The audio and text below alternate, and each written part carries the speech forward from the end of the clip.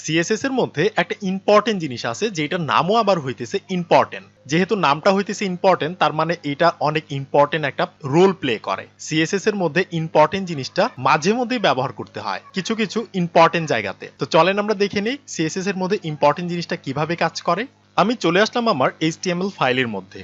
এবার প্রথমে আমি একটা H1 নামের হেডিং ট্যাগ বানাবো। এটার মধ্যে আমি কিছু লিখে দেই, ধরেন হ্যালো বাংলাদেশ নামে কিছু একটা লিখে দিলাম। এবার আমি সেভ করে আমাদের ব্রাউজারে গিয়ে দেখি যে লেখাটা আসছে কিনা। সো দেখতে পাচ্ছেন এখানে কিন্তু লেখাটা চলে আসছে, ঠিক আছে। এবার আমি যে কাজটা করব সেটা হইতেছে এই হেডিং 1টাকে আমরা আমাদের সিএসএস এর ফাইলে ধরবো। তো হেডিং 1টাকে সিএসএস ফাইলে ধরতে গেলে কি করতে হবে, এখানে সিম্পলি আমাদের কোনো না কোনো একটা সিলেক্টর দিতে হবে। সেটা হতে পারে ক্লাস সিলেক্টর, আইডি সিলেক্টর বা এলিমেন্ট সিলেক্টর।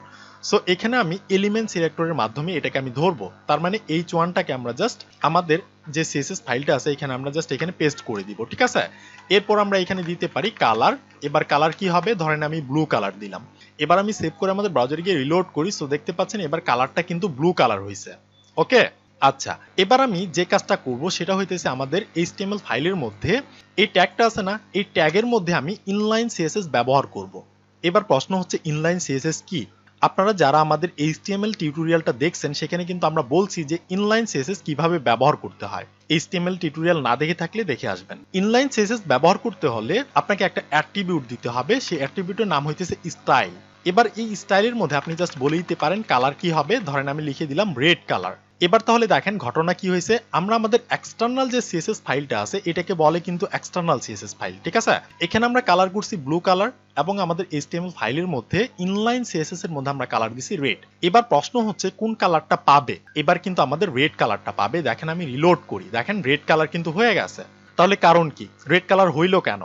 আমরা জানি এক্সটার্নাল সিএসএস এর তুলনায় ইনলাইন সিএসএসটাকে সিএসএস বেশি প্রায়োরিটি দেয়, মানে ইনলাইন সিএসএসটাকে সবথেকে বেশি প্রায়োরিটি দেয়। এবার প্রশ্ন হচ্ছে আমরা সিএসএস কতভাবে ব্যবহার করতে পারি। আমরা সিএসএস তিনভাবে ব্যবহার করতে পারি। একটা হচ্ছে ইনলাইন সিএসএস, যেমনটা আমরা এইখানে লিখছি। ইনলাইন মানে হইতেছে লাইনের মধ্যেই সিএসএসটাকে লিখা, তো আমরা এখানে ইনলাইন লিখছি। দুই নাম্বার ভাবে আপনি ব্যবহার করতে পারেন, সেটা কি, দুই নাম্বার ভাবে আপনি জাস্ট এখানে ইন্টারনাল সিএসএস এর মাধ্যমে আপনি ব্যবহার করতে পারেন। ইন্টারনাল সিএসএস কিভাবে লিখতে হয়, জাস্ট স্টাইল ট্যাগটাকে ওপেন এবং ক্লোজ করতে হয় আপনার এইচটিএমএল ফাইলের মধ্যে হেডের উপরে। দেখেন আমরা কিন্তু হেডের উপরে লিখছি। তো সিএসএস ব্যবহার করার দুই নাম্বার পদ্ধতি হইতেছে স্টাইল ট্যাগের মাধ্যমে, মানে ইন্টারনাল সিএসএস এর মাধ্যমে। এটাকে বলে ইন্টারনাল সিএসএস। এখানে যদি আপনি একটা কালার দিয়ে দিতেন, ধরেন আমি আমরা জাস্ট আগে H1টাকে সিলেক্ট করতে হবে, করলাম। এবার যদি আপনি এখানে একটা কালার দিয়ে দেন, ধরেন এটার কালার আমরা দিলাম ইয়েলো কালার, ঠিক আছে। এবার দেখেন আমরা কিন্তু তিনটা সিএসএস ব্যবহার করছি। এই সিএসএস এর নাম হচ্ছে ইনলাইন সিএসএস, যেটা ট্যাগের মধ্যে লিখতে হয়, এবং এই সিএসএস এর নাম হইতেছে ইন্টারনাল সিএসএস, যেটা আমরা হেডের উপরে লিখি এইচটিএমএল ফাইলের মধ্যে। তারপর আমরা যেটা ব্যবহার করি সেটা হইতেছে এক্সটার্নাল সিএসএস, যেটা আমরা আরেকটা সিএসএস এর ফাইল বানাই, এখান থেকে ফাইল বানাই, এখান থেকে কিন্তু আমরা ইউজ করি। এবার প্রশ্ন হইতেছে এখান থেকে তিনটার মধ্যে কোনটার বেশি প্রায়োরিটি দেয়। এবার দেখেন এক্সটার্নাল সিএসএস ফাইলের মধ্যে আমি ব্লু করছি, এবং ইনলাইনের মধ্যে আমরা রেড করছি, এবং ইন্টারনালের মধ্যে আমরা ইয়েলো কালার করছি। এবার কোনটা বেশি প্রায়োরিটি পাবে? এবার সবথেকে বেশি প্রায়োরিটি পাবে ইনলাইন সিএসএস। ইনলাইন সিএসএস সবথেকে বেশি প্রায়োরিটি পায়।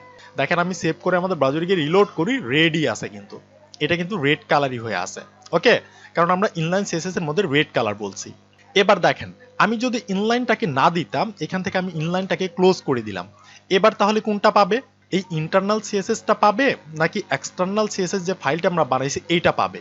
এবার দ্বিতীয় নাম্বার প্রায়োরিটি দিবে এই ইন্টারনাল সিএসএসটাকে। দেখবেন এবার কালারটা ইয়েলো হয়ে যাবে, এবার কিন্তু এই ব্লু কালারটা কাজ করবে না। দেখেন আমি সেভ করি, রিলোড করি, সো দেখেন এটা ইয়েলো কালার হয়ে গেছে, ঠিক আছে। তাহলে আমরা বুঝতে পারলাম যে আমরা সিএসএস তিনভাবে ব্যবহার করি, এবং সেটার মধ্যে সবথেকে বেশি প্রায়োরিটি পায় ইনলাইন সিএসএস, এবং দ্বিতীয় নাম্বার প্রায়োরিটি যেটা পায় সেটা হইতেছে ইন্টারনাল সিএসএস। এবার যদি আমি এই ইন্টারনাল সিএসএসটাকে ডিলিট করে দিতাম, তাহলে কিন্তু আমাদের এবার এই এক্সটার্নাল সিএসএসটা কাজ করবে। দেখেন আমি সেভ করে রিলোড করি, এটা ব্লু কালার হয়ে যাবে। সো দেখতে পাচ্ছেন এটা ব্লু কালার হয়েছে, ঠিক আছে। তার মানে আমরা জানলাম তিনটার মধ্যে সবথেকে বেশি প্রায়োরিটি পায় ইনলাইন, দ্বিতীয় নাম্বার যেটা বেশি প্রায়োরিটি পায় সেটা হইতেছে ইন্টারনাল, এবং তিন নাম্বারের প্রায়োরিটি পায় সেটা হইতেছে এক্সটার্নাল ফাইল। এবার আমরা আরেকটা জিনিস দেখবো, সেটা হইতেছে কি, ধরেন এটাকে আমরা ডিলিট করে দিলাম, ঠিক আছে, ডিলিট করে সেভ করে রিলোড করি, সো আগের মতো কিন্তু হয়ে গেল ব্ল্যাক কালার। এবার আমি যে কাজটা করব, এইখানে আমি একটা সিএসএস এর সিলেক্টর দিব। ধরেন একটা নাম দিতেছি আমরা আইডি সিলেক্টর, এবং এখানে লিখে দিলাম যে হ্যালো আইডি লিখে দিলাম এবং এটার পর আমি আরেকটা সিলেক্টর দিব, সেটা হচ্ছে ক্লাস সিলেক্টর। আমরা জানি একটা ট্যাগের মধ্যে কিন্তু আমরা আইডি সিলেক্টর এবং ক্লাস সিলেক্টর দুইটাই ব্যবহার করতে পারি, ঠিক আছে। এবার আমি যদি এই ক্লাসের মধ্যে দিয়ে দেই যে হ্যালো ক্লাস, ঠিক আছে, হ্যালো সিএলএস মানে হইতেছে ক্লাস। আচ্ছা, এবার আমি কি করব, এই আইডি হ্যালো আইডিটাকে আমি কপি করব, কপি করে আমাদের এক্সটার্নাল সিএসএস ফাইলে যাব, গেলাম, যেহেতু আইডি সেক্ষেত্রে আমাদের হ্যাশ দিতে হবে, আমরা জানি, দিলাম। এবার এখানে যদি আমি একটা কালার দিয়ে দিই, এই কালারটা হবে ধরেন ব্লু কালার, ঠিক আছে। এবং আমরা আরেকটা কাজ করব, সেটা হইতেছে এই ক্লাসটাকেও আমরা ধরবো, কপি করলাম, কপি করে আমাদের সিএসএস ফাইলে যাই, যেহেতু ক্লাস সেক্ষেত্রে আমাদের ডট দিতে হবে, আমরা জানি, এই লেখাটাকে পেস্ট করে দিলাম। এবার এখানেও আমরা কালার করব, এবার এখানে কালার দিব আমরা রেড কালার, ঠিক আছে। এবার প্রশ্ন হচ্ছে এবার কোন কালারটা পাবে, এখানে দেখেন এখানে আইডি নামের একটা সিলেক্টর এবং ক্লাস নামের একটা সিলেক্টর। এবার প্রশ্ন হচ্ছে কোন কালারটা পাবে, আমরা আইডির মধ্যে দিছি ব্লু কালার, এই যে এখানে, এবং ক্লাসের মধ্যে আমরা দিছি রেড কালার, তাহলে কোন কালারটা পাবে, এবার পাবে ব্লু কালারটা। দেখেন আমি সেভ করে রিলোড করি, সো দেখেন ব্লু কালারটা পাইছে, ঠিক আছে। ব্লু কালারটা কেন পাইলো, ব্লু কালারটা পাওয়ার কারণ হইতেছে আইডি এবং ক্লাসের মধ্যে সবথেকে বেশি প্রায়োরিটি দেয় আইডি কে। আমাদের সিএসএস সবথেকে বেশি প্রায়োরিটি কাকে দেয়, আইডি কে না ক্লাসকে, আইডি কে দেয়, ক্লাসকে দেয় না, আইডি কে সবথেকে বেশি প্রায়োরিটি দেয়, যার কারণে এটা কি হয়েছে ব্লু কালার পাইছে। এবার আপনার মনে প্রশ্ন হইতে পারে এটা আমরা নিচে লিখছি তো এই জন্যই মনে হয় ক্লাসটা পাইলো না। তো আচ্ছা ঠিক আছে, আমি এটাকে উপরে নিয়ে যাই, আমি ক্লাসটাকে উপরে দিয়ে দিলাম এবং আইডিটাকে আমরা নিচে দিয়ে দিলাম। এবার দেখেন সেভ করে রিলোড করি, সো ব্লুই আছে, কিন্তু এটা কিন্তু রেড হয় নাই। আমরা যতই উপরে দেই না কেন এটা আইডিটাই কাজ করবে।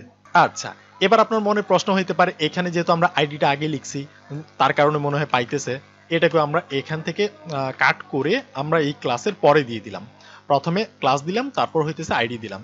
এবার দেখেন সেভ করি রিলোড করি, সো এটা কিন্তু ব্লু কালারই আছে।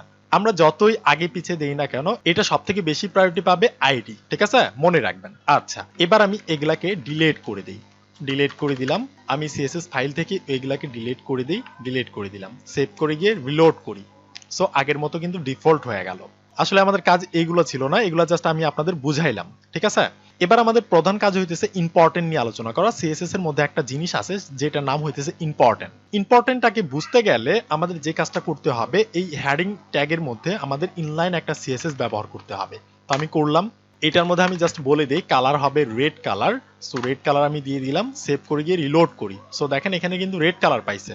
এবার আমরা আমাদের এক্সটার্নাল যে সিএসএস ফাইলটা আছে এখানেও আমি H1টাকে ধরলাম, এখানে আমি একটা কালার দিয়ে দিব, যে কালারটার নাম হইতেছে ব্লু কালার, ঠিক আছে, আগের বারের মতো। আমি সেভ করে রিলোড করি, তাহলে কোনটা পাবে, রেড কালারটা পাবে, কারণ হইতেছে ইনলাইন যে সিএসএসটা আছে সেটাকে বেশি প্রায়োরিটি দেওয়া হয়। এবার আসি আসল কথায়, এবার আমার প্রয়োজন হইতেছে ইনলাইন সিএসএস যতই থাক, ইনলাইন সিএসএস যতই দেওয়া থাক না কেন আমি চাইতেছি যাতে আমার এই এক্সটার্নাল সিএসএসটাই কাজ করে। সেটা আমি কিভাবে করব, আমি চাইতেছি এখানে যতই ইনলাইন সিএসএসটা দেওয়া থাক, এখানে যতই রেড কালার দেওয়া থাক না কেন, আমি চাইতেছি এটার কালার এই ব্লু কালারই হবে, আমাদের এক্সটার্নাল ফাইলটাই যাতে কাজ করে। তখন আমি কি করব, দেখেন আমি রিলোড করি, এটা কিন্তু রেডি আছে, আমি চাইতেছি ব্লু করব। তখন আমি কি করব, তখন আমি জাস্ট এইখানে একটা স্পেস দিয়ে একটা এক্সক্লেমেটরি সাইন দিব, দিলাম, দেওয়ার পর আমি জাস্ট এখানে লিখে দিব ইম্পর্ট্যান্ট, ঠিক আছে। আমি কি করলাম, এই কালারের পরে একটা স্পেস দিলাম, দিয়ে আমি জাস্ট লিখে দিলাম ইম্পর্ট্যান্ট। এবার দেখেন আমি যদি সেভ করে আমাদের ব্রাউজারে গিয়ে রিলোড করি তাহলে কিন্তু ব্লু কালার হয়ে যাবে। সো দেখতে পাচ্ছেন এখানে কিন্তু ব্লু কালার হয়েছে। আমরা কিন্তু ইনলাইন সিএসএস ব্যবহার করছি, তাই না, এখানে কিন্তু করছি, তারপরেও কিন্তু এটা রেড কালার হয় নাই, কারণ আমরা এই এক্সটার্নাল সিএসএস ফাইলের মধ্যে আমরা ইম্পর্টেন্ট জিনিসটাকে বলে দিয়েছি। তাহলে এই ইম্পর্টেন্ট জিনিসটা কাজ করে কখন, যখন আপনার প্রয়োজন হইতেছে যে না আমাকে এটা করতেই হবে, তখন আপনি এই ইম্পর্টেন্টটা ব্যবহার করবেন। তবে একটা কথা মাথায় রাখবেন, সেটা হইতেছে এই ইম্পর্টেন্ট জিনিসটা যত কম সম্ভব ব্যবহার করবেন। মানে এই ইম্পর্টেন্ট জিনিসটা সব জায়গায় যে আপনি ইম্পর্টেন্ট দিয়ে যাবেন এটা কিন্তু হবে না, আপনি যত কম সম্ভব এই ইম্পর্টেন্টটাকে ব্যবহার করবেন, যত কম ব্যবহার করতে পারেন। কারণ এই ইম্পর্টেন্টটা ব্যবহার করলে এই ইম্পর্টেন্ট জিনিসটা কাজ করবে ঠিক আছে, কিন্তু ইন ফিউচারে অনেক ঝামেলা পাকাবে। যখন এই প্রজেক্টটা অন্য কোনো ডেভেলপারের কাছে যাবে, মানে ডেভেলপ করার জন্য, তখন কিন্তু অনেক ঝামেলায় পড়বে, ঠিক আছে। আপনি জাস্ট এই ইম্পর্টেন্টটাকে ব্যবহার করবেন কখন, যখন আপনার প্রয়োজন হইতেছে যে না আমাকে এটা করতেই হবে, এটা ছাড়া আর কোনো ওয়ে নাই, তখন আপনি ইম্পর্টেন্টটা ব্যবহার করবেন, সব সময় করবেন না। এই ইম্পর্টেন্টটার কাজ হইতেছে কি, যে কাজটা করে না সেটাকে জোর করে করানো, ইম্পর্টেন্ট দিয়ে জোর করে করানো। আমরা যখনই এখানে ইম্পর্টেন্ট দিলাম তখনই আমাদের সিএসএস বুঝে গেল যে না, এটাকে আমাকে করতেই হবে, এই কাজটা আমাদের করতেই হবে, কারণ এই কাজটা হইতেছে অনেক ইম্পর্টেন্ট কাজ। আমরা ইম্পর্টেন্ট লিখে সিএসএস কে বুঝাইলাম। এই ইম্পর্টেন্টটা বেশি ব্যবহার হয় কোথায়? যখন আমরা সিএসএস এর কোনো ফ্রেমওয়ার্ক ব্যবহার করি বা সিএসএস এর কোনো প্লাগইন ব্যবহার করি, তখন আমাদের এই ইম্পর্টেন্টটা কাজে লাগে। আশা করি আমি বোঝাতে পারছি ইম্পর্টেন্ট জিনিসটা কি কাজ করে। আমি যদি আপনাদের আরেকবার এক্সাম্পল দিই, দেখেন আমি ইম্পর্টেন্টটা যদি ক্লোজ করে দেই তাহলে কিন্তু আর ব্লু কালার পাবে না, তাহলে এবার কি হবে, রেড কালার হবে, কারণ আমরা ইনলাইন সিএসএস এখানে ব্যবহার করছি রেড কালার। আবার আপনি ইনলাইন যদি না ব্যবহার করেন, আপনি যদি এখানে ধরেন আমি সেভ করে রিলোড করি, ব্লু কালার হয়ে গেল। এবার যদি আমি এখানে ইন্টারনাল সিএসএসটাও ব্যবহার করি, স্টাইল এই চনটাকে ধরলাম, এখানে আমি কালার বলেই দিলাম, এটা হবে রেড কালার, তাহলে বেশি প্রায়োরিটি কিন্তু এই ইন্টারনাল সিএসএসটাই পাবে। দেখেন আমি সেভ করে রিলোড করি, এটা রেড কালার হয়ে যাবে। যখনই আপনার প্রয়োজন পড়বে যে না, এখানে যত ইনলাইন বা ইন্টারনালি থাক না কেন, আমি চাইতেছি আমাদের এই এক্সটার্নাল ফাইলটাই কাজ করবে, তখন আপনি জাস্ট এখানে এক্সক্লেমেটরি সাইন দিয়ে ইম্পর্টেন্ট লিখে দিবেন, তাহলে কি হবে, এটা ইম্পর্টেন্ট হয়ে এই কাজটাই করে দিবে। আশা করি আমি বোঝাতে পারছি। তো প্র্যাকটিস করেন, কথা হবে নেক্সট ভিডিওতে।